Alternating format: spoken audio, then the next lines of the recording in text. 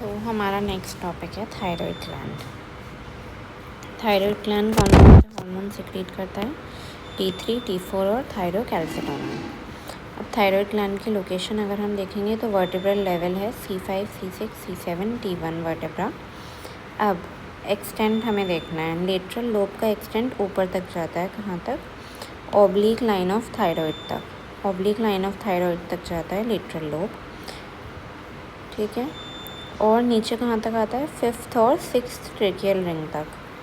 Thyroid के lobe का extent कितना है? 2 लेटरल लोब हैं इसके, एक इसका इस्थमस है, ठीक है।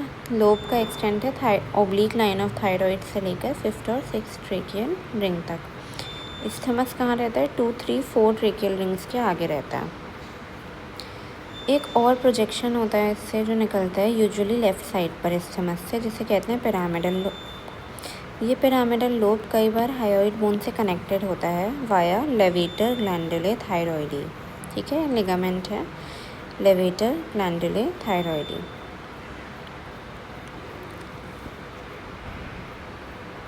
अब थायराइड का कैप्सूल देखो, हमारे पास में 2 कैप्सूल हैं, ट्रू कैप्सूल और फॉल्स कैप्सूल।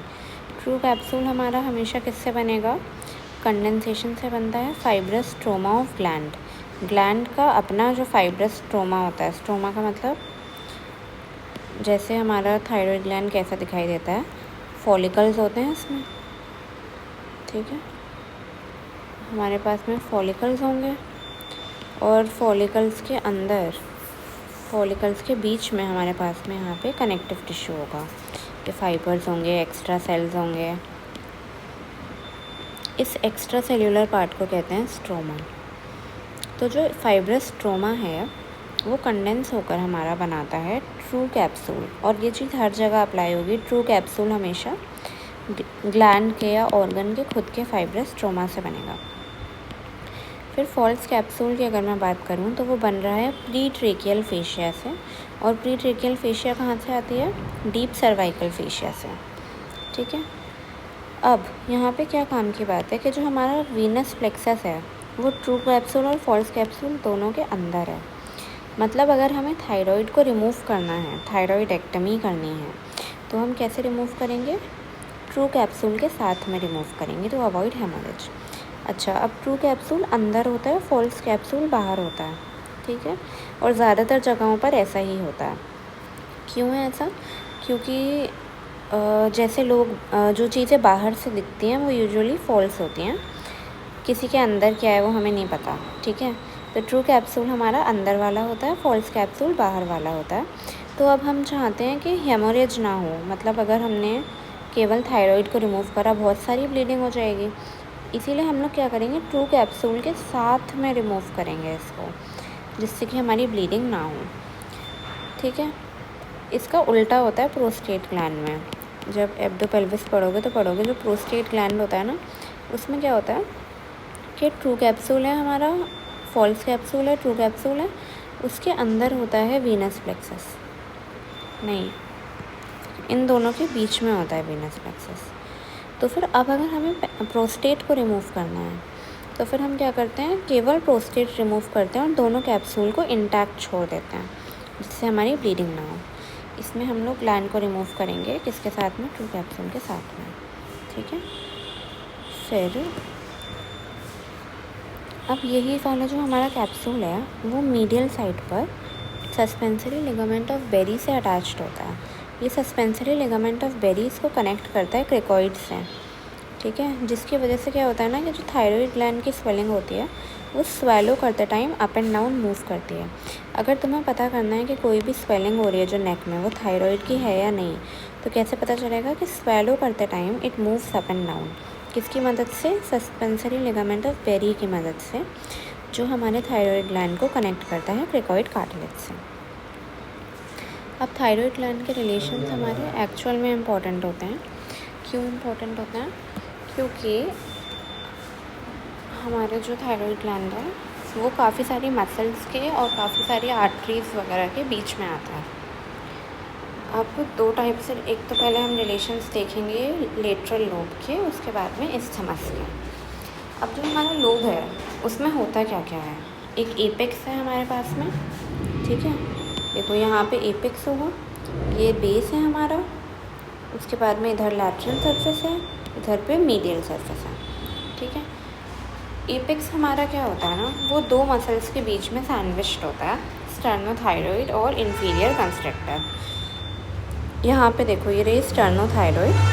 ठीक है, स्टर्नोथायरॉइड और इन्फीरियर कंस्ट्रक्टर के बीच में हमारा एपेक्स सैंडविच्ड होता है। हमारा जो थायराइड का बेस है, बेस के पास में हमारे आती है इन्फीरियर थायराइड आर्टरी। ये देखो इधर पे बेस होगा, बेस के पास में आएगी इन्फीरियर थायराइड आर्टरी। ये देखो ये है इन्फीरियर कंस्ट्रक्टर। ठीक है, हमारा थायराइड ग्लैंड यहाँ पर सैंडविच्ड है। बेस हमारा रिलेटेड है किससे, इन्फीरियर थायराइड आर्टरी से। और इन्फीरियर थायराइड आर्टरी के ही साथ में हमारी एक नर्व चलती है जिसका नाम होता है रिकरेंट लैरिंजियल नर्व। ठीक है, फिर हम बात करें लेटरल सरफेस की, तो यहाँ पे हमारी जो मसल्स हैं यहाँ पे बेटर दिखाई देंगी, ये वाली देखो। ओमोहायोइड की सुपीरियर बेली है, स्टर्नोथायरॉइड है, स्टर्नोहायोइड है। ठीक है, ये हमारा थायरॉइड ग्लैंड है। लेटरल सरफेस पे हमारी ये है। ठीक है, स्टर्नोथायरॉइड, स्टर्नोहायोइड और ओमोहायोइड की सुपीरियर बेली। अब मीडियल सरफेस जो हमारी है वो रिलेटेड होती है काफ़ी सारी चीज़ों से। यहाँ पे दो ट्यूब्स होते हैं, ट्रेकिया और ईसोफेगस। ठीक है, दो ट्यूब्स होते हैं, ट्रेकिया, ईसोफेगस। मीडियल साइड समझ रहे हो ना, इसके अंदर वाली साइड है ये जो दिख रही है, इसके अंदर। साथ ही में हमारी अब दो कार्टिलेज हैं यहाँ पर, थायरॉइड कार्टिलेज है ये वाली, क्रिकोइड कार्टिलेज है। दो मसल्स हैं, इन्फीरियर कंस्ट्रक्टर है और ये हमारी इधर क्रिकोथायरॉइड है। Inferior constructor, cricothyroid. ठीक है, दो नर्व्स होते हैं, एक्सटर्नल लैरिंजियल और रिकरेंट लैरिंजियल। ये हमारा रूल ऑफ 2 है medial surface of thyroid gland के लिए, जो कि काफ़ी इंपॉर्टेंट है। अब इस्थमस किससे रिलेटेड होगा, देखो इस्थमस हमारा ये वाला पार्ट है। ठीक है, तो इसके पोस्टीरियरली ट्रेकिया है, हमें पता है 2nd, 3rd, 4th tracheal ring होती है। एंटीरियरली क्या है हमारे पास में, एंटीरियरली हमारे पास स्ट्रैप मसल्स हैं, स्टर्नोहायोइड और स्टर्नोथायरॉइड स्ट्रैप मसल्स हैं एंटीरियरली। ठीक है, अब इसके सुपीरियर बॉर्डर पर ये इस्थमस है। देखो इसके सुपीरियर बॉर्डर पे क्या होता है ना, कि हमारी सुपीरियर थायरॉइड आर्टरी होती है, उसकी एंटीरियर ब्रांच एनास्टेमोसिस करती है। और इन्फीरियर बॉर्डर पे क्या होती है हमारी, इन्फीरियर थायरॉइड आर्टरी होती है। ये इन्फीरियर बॉर्डर पे आती है। तो हमारा साथ क्या क्या हो रहा है यहाँ पर, एंटीरियर सरफेस पे स्ट्रैप मसल्स हैं और एंटीरियर जगुलर वेन भी होती है। पोस्टीरियर सरफेस पे 2nd, 3rd, 4th tracheal rings होती हैं। सुपीरियर बॉर्डर पर सुपीरियर थायरॉइड आर्टरी की एंटीरियर ब्रांचेज एनास्टेमोसिस करती हैं और इन्फीरियर बॉर्डर पर हमारी इन्फीरियर थायरॉइड आर्टरी होते हैं। अब आर्टीरियल सप्लाई हमारी 4 बेस आर्टरीज हैं, सुपीरियर थायरॉइड आर्टरी,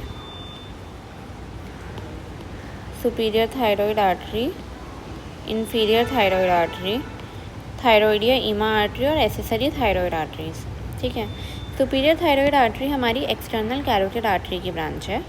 ठीक है, ये देखो ये एक्सटर्नल कैरोटिड आर्टरी की ब्रांच है सुपीरियर थायरॉइड आर्टरी। ये एसोसिएटेड होती है एक्सटर्नल लैरिंजियल नर्व से। अब कैरोटिड ट्रायंगल पढ़ते टाइम मैंने बताया था कि वेगस की ब्रांच है सुपीरियर लैरिंजियल नर्व, और यही सुपीरियर लैरिंजियल नर्व डिवाइड हो जाती है एक्सटर्नल और इंटरनल लैरिंजियल नर्व में।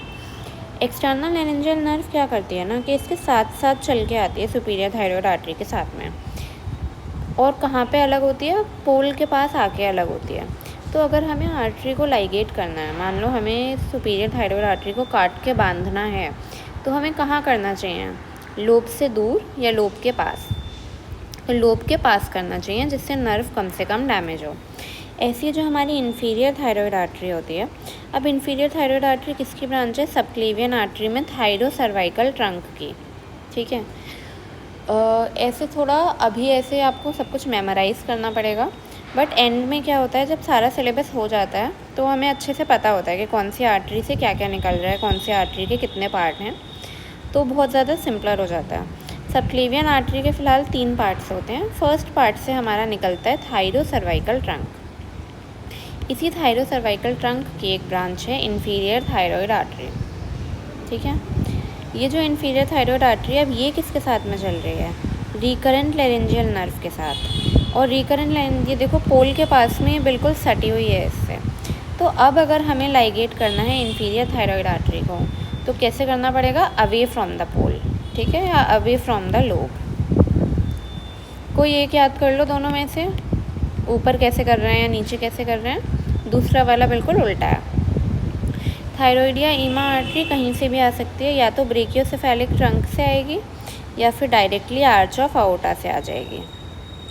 फिर एक्सेसरी थायराइड आर्टरीज होती हैं कुछ। अब वेनस ड्रेनेज हमारी कैसी होती है? सुपीरियर थायराइड वेन से, मिडिल थायराइड वेन से, और हमारी इन्फीरियर थायराइड वेन जो कि ये रही। अब इसमें से सुपीरियर थायराइड वेन और हमारी मिडिल थायराइड वेन कहाँ पे ड्रेन कर रही है? इंटरनल जगुलर वेन में। Superior thyroid, middle thyroid internal jugular vein में कर रही है। जो हमारी इन्फीरियर थायराइड वेन है वो ड्रेन करती है लेफ़्ट ब्रेकियोसेफेलिक वेन में, लेफ़्ट ब्रेकियोसेफेलिक वेन में। और कभी कभी यहाँ पे कोचर्स वेन मिलती है जो कि हमें मिडिल और इन्फीरियर थायराइड वेन के बीच में मिलती है, और ये भी कहाँ ड्रेन करती है? इंटरनल जगुलर वेन में। लिम्फेटिक ड्रेनेज थायराइड का देखो, बस इतना पता होना चाहिए कि कौन कौन से हमारे उसमें जा रहा है। एक तो प्री लैरिंजियल नोड्स में जाएगा, क्योंकि लैरिंग्स के पास में होती है हमारा थायराइड ग्लैंड, है ना। प्री लैरिंजियल नोड में जाएगा, जुगलो डाइगैस्ट्रिक नोड्स में जा रहा है, ठीक है। ऐसे ही प्री ट्रेकियल नोड्स में जा रहा है, और फिर फाइनली हमारा ये ब्रेकियोसेफेलिक नोड्स में जा रहा है। साथ ही साथ में कैसे जा रहा है? जुगलो ओमोहायोइड नोड्स में, ठीक है। तो jugulo digastric, jugulo omohyoid, pre laryngeal, pre tracheal, brachiocephalic. ये कोई पूछेगा नहीं, बट जस्ट इन केस कभी एग्ज़ाम में थायराइड पे शॉर्ट नोट आए और आपको पूरा बताना हो तो लिम्फेटिक ड्रेनेज का भी डायग्राम बना सकते हैं। फिर नर्व सप्लाई कैसी होती है इसकी? जो पैरासिम्पैथेटिक नर्व सप्लाई होती है वो वेगस से आती है, और वेगस की ही ब्रांच रिकरेंट लैरिंजियल नर्व से आती है। सिंपैथेटिक नर्व सप्लाई कहाँ से आती है? सुपीरियर, मिडिल और इन्फीरियर सर्वाइकल सिंपैथेटिक गैंग्लियन से, मेनली मिडिल वाला गैंग्लियन, ठीक है। अब इसके क्लिनिकल्स हैं हमारे पास में। जैसे गॉइटर क्या है? थायराइड ग्लैंड का कोई भी इन्लार्जमेंट हमारा गॉइटर कहलाता है, ठीक है। हाइपोथायरॉयडिज्म, जब T3 T4 कम सिक्रीट हो रहा है। अगर T3 T4 कम बनेगा तो TSH ज़्यादा बनेगा। TSH क्या होता है? थायराइड स्टिमुलेटिंग हार्मोन, जो कि थायराइड से T3 T4 सिक्रीट करवाता है। तो अगर T3 और T4 कम बन रहा है तो TSH को बढ़ना पड़ेगा। हाइपोथायरॉयडिज्म से क्या होता है? बच्चों में क्रेटिनिज्म हो जाता है और अडल्ट में मिक्सिडीमा। क्रेटिनिज्म में क्या होता है ना, रिटार्डेड डेवलपमेंट होता है, मेंटल रिटार्डेशन होता है। और मिक्सिडीमा में हमारा सबसे ज़्यादा तो इडीमा मिलता है आइस के अराउंड। फिर हाइपरथायरॉयडिज्म होता है जिसमें T3 T4 बढ़ गया, ठीक है। अब ये थायराइड करता क्या है? बॉडी का मेटाबॉलिज्म कंट्रोल करता है, BMR, बेसल मेटाबॉलिक रेट, ठीक है। तो अगर ये ज़्यादा हो गया तो फिर BMR बढ़ जाएगा, जिससे हमारा क्या होगा? मेटाबॉलिज्म बढ़ेगा, जैसे कि टैकीकार्डिया होगा, ट्रेमर्स होंगे। अब सिंपल गॉइटर क्या होता है? वही कि एनलार्जमेंट हो जाए थायराइड ग्लैंड का। कब होगा? जब हमारे आयोडीन की डेफिशिएंसी है। आयोडीन हमारा एसेंशियल है थायराइड हार्मोन के सिंथेसिस में। तो T3 और T4 का लेवल जो है कम हो जाएगा, TSH का लेवल बढ़ जाएगा। और क्योंकि TSH का लेवल बढ़े जा रहा है, TSH हमारा काम करता जा रहा है थायराइड ग्लैंड पर कि थायराइड का सिक्रीशन हो, लेकिन आयोडीन है ही नहीं, तो फिर हमारा थायराइड हार्मोन का सिक्रीशन होगा ही नहीं। तो इसके चक्कर में क्या होगा कि थायराइड ग्लैंड का हाइपरप्लेसिया हो जाएगा, ठीक है। हाइपरप्लेसिया का मतलब है कि सेल्स उसके और ज़्यादा मल्टीप्लाई करने का ट्राई करेंगे कि वो थायराइड हार्मोन बना पाएँ, बट ऐसा होगा नहीं। तो हाइपरप्लेसिया हो जाता है थायराइड ग्लैंड का। नेक में स्वेलिंग हो जाती है जिसको हम लोग गॉइटर बोलते हैं। क्या क्या होगा अब अगर गॉइटर हुआ है? तो एक तो प्रेशर पड़ेगा ट्रेकिया पर, तो डिस्निया, डिस्फेजिया, क्योंकि ईसोफेगस पे प्रेशर पड़ेगा। डिफ़िकल्टी इन ब्रीदिंग होगी, स्वैलोइंग होगी। और डिस्फोनिया, होर्सनेस ऑफ वॉइस, क्योंकि हमारा रिकरेंट लैरिंजियल नर्व वो भी पास में है, उस पर प्रेशर पड़ेगा, तो डिस्फोनिया। लाइगेशन की हमने बात कर ली है कि हमें लाइगेशन करना है अगर सुपीरियर थायराइड आर्टरी का, तो हम कहाँ पे करेंगे? वो नियर दी एपेक्स करेंगे, ठीक है, as close to the apex of thyroid lobe as possible.